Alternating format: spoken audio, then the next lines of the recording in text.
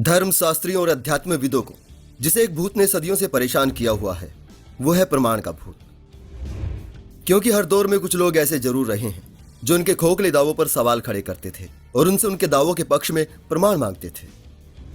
पश्चिम में तो तर्क में कम और तलवार में ज्यादा विश्वास किया गया था, इसलिए वहां धार्मिक दावों पर ज्यादा तर्क वितर्क नहीं हो पाया। लेकिन भारत में यह स्थिति थोड़ी बेहतर थी, इसलिए यहां धार्मिक दावों पर तर्क वितर्क की परंपरा रही है। धार्मिक दावों पर प्रमाण मांगने वालों से जद्दोजहद चलती रहती थी, जिस कारण से तर्कशास्त्रों की रचना हुई, जहां तर्क वितर्क से अपनी मान्यताओं को सत्य सिद्ध करने का प्रयास किया गया। लेकिन धार्मिक दावों के पक्ष में दिए जाने वाले तर्क भले कितने ही तार्किक लगते हों, फिर भी एक सवाल हमेशा से अनुत्तरित रहा है कि इस जानकारी का सोर्स क्या है, अर्थात जो दावा आप कर रहे हैं उस तक आप कैसे पहुंचे। उदाहरण के तौर पर कर्म सिद्धांत, आत्मा, पुनर्जन्म और चेतना संबंधी दावे सुनने में भले कितने ही तार्किक लगते हों, लेकिन यदि कोई पूछे इस दर्शन का प्रतिपादन करता इस तक कैसे पहुंचा, कैसे पता किया कि यह दुनिया कर्म सिद्धांत जैसे सिद्धांत के अधीन चल रही है। जो व्यक्ति जन्म से ही गरीब और लाचार है वो उसके पूर्व जन्मों के कर्मों का फल है, यह किस तरह जाना गया। हमारे भीतर आत्मा होती है जो मृत्यु के बाद नई देह धारण करती है, यह कैसे पता किया। इस समस्त जगत की उत्पत्ति और इसमें जो भी कुछ घट रहा है एक अदृश्य स्वतंत्र चेतन सत्ता द्वारा संचालित है, यह कैसे जाना गया।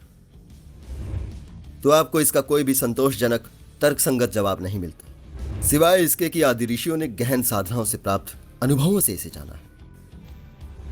पर झूठ के पांव नहीं होते, वो बिना सहारे खड़ा नहीं रह सकता, उसे बनाए रखने के लिए निरंतर संघर्ष करना पड़ता है। जब लोगों ने यह सवाल उठाने शुरू किए कि ऋषियों में कौन से सुरखाब के पर लगे थे जो उन्होंने जान लिया, और चलो उन्होंने किसी तरह जान भी लिया, तो क्या हमको उनकी बातों पर आंख मूंद कर यकीन करना चाहिए।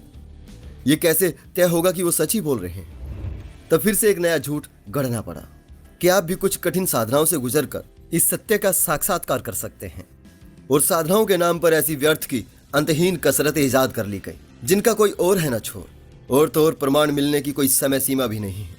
हो सकता है कहीं जन्म प्रमाण खोजने में ही बीत जाए, और फिर मरने के बाद कौन आकर बताएगा कि प्रमाण मिल गया है। अब तो बड़ा आसान हो गया है, जो भी प्रमाण मांगे उसे प्रमाण देने के स्थान पर बेफजूल की कसरत में उलझा दो। कह दो प्रमाण नहीं दिया जा सकता, आपको स्वयं अनुभव करना होगा। अब बेचारा लगा पड़ा है बेकार की कसरत में, इस उम्मीद में कि एक दिन प्रमाण मिल जाएगा, लेकिन प्रमाण हो तो मिले।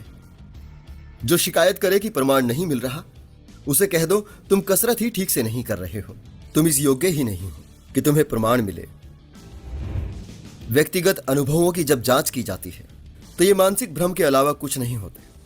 मानसिक भ्रम का शिकार मनोरोगी भी होते हैं, उन्हें भी अजीब से दृश्य दिखाई देते हैं, अजीब अनुभव होते हैं, और उनके लिए वो इतने वास्तविक होते हैं कि वो उनमें और वास्तविकता में फर्क ही नहीं कर पाते।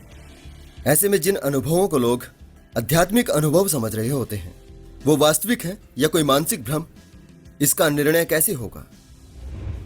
ध्यान साधना नाम की इस गजब की युक्ति से किसी का भला हुआ हो या नहीं, लेकिन आध्यात्मिक गुरुओं ने इसके नाम पर बड़ी चांदी काटी है और आज भी काट रहे हैं। आज भी ऐसे गुरु मौजूद हैं जो न केवल स्वयं के आध्यात्मिक रूप से जागृत होने का दावा करते हैं, बल्कि अपने अनुयायियों को भी आध्यात्मिक अनुभव करा देने का वादा करते हैं। वे ऐसा दावा आराम से कर सकते हैं, क्योंकि जब प्रमाण देना ही ना हो तो दावा करने में जाता क्या है।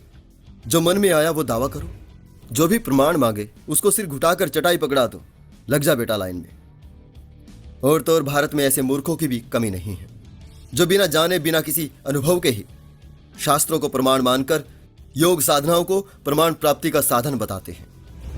लेकिन कुछ लोग ऐसे भी हैं जिनको अपने जीवन का एक महत्वपूर्ण हिस्सा इन व्यर्थ की कसरतों में नष्ट करने के बाद अकल आ गई थी, लेकिन तब वे जीवन के उस मोड़ पर पहुंच चुके थे जहां से वापसी करना संभव ही नहीं था।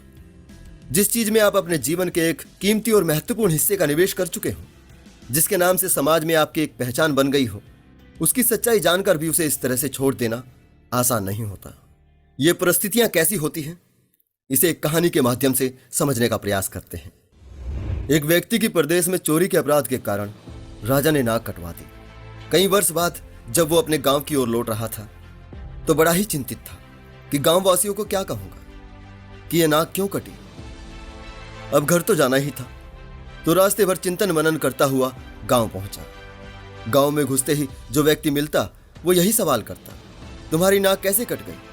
वो सबको कहता जाता, सुबह चौपाल पर मिलना, वहां बताऊंगा। सुबह चौपाल जुड़ी, पूरा गांव जुटा। सरपंच ने पूछा, बताओ भाई नाक क्यों कटी? वो व्यक्ति बोला, मुझे एक महान तपस्वी मिल गए थे जिनकी कृपा से मुझे ईश्वर का साक्षात्कार हो गया है। सरपंच ने पूछा, वो तो ठीक है, पर इसका नाक कटने से क्या संबंध है? अरे नाक ही तो बाधा है।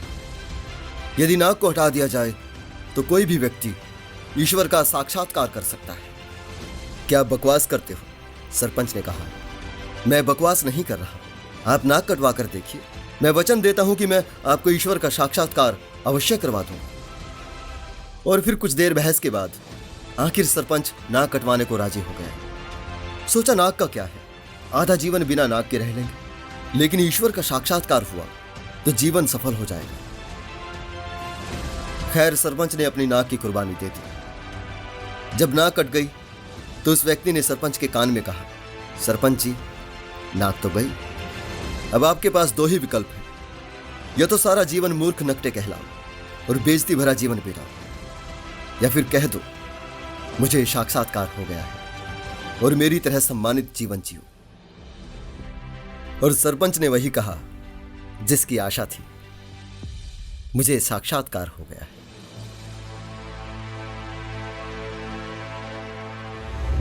बस ऐसी ही कहानी हर पढ़े लिखे आध्यात्मिक गुरु की है, जो सब कुछ जानते हुए भी ये नहीं कह सकते कि उन्होंने अपना कीमती समय बर्बाद किया है। और अब तो ये झूठ ही उनके लिए फायदेमंद है। इस झूठ का दिया सब कुछ है, दौलत है, शोहरत है, लाखों भक्त हैं।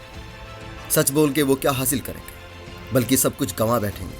इसलिए वो झूठ को ही सच साबित करने में लगे रहते हैं।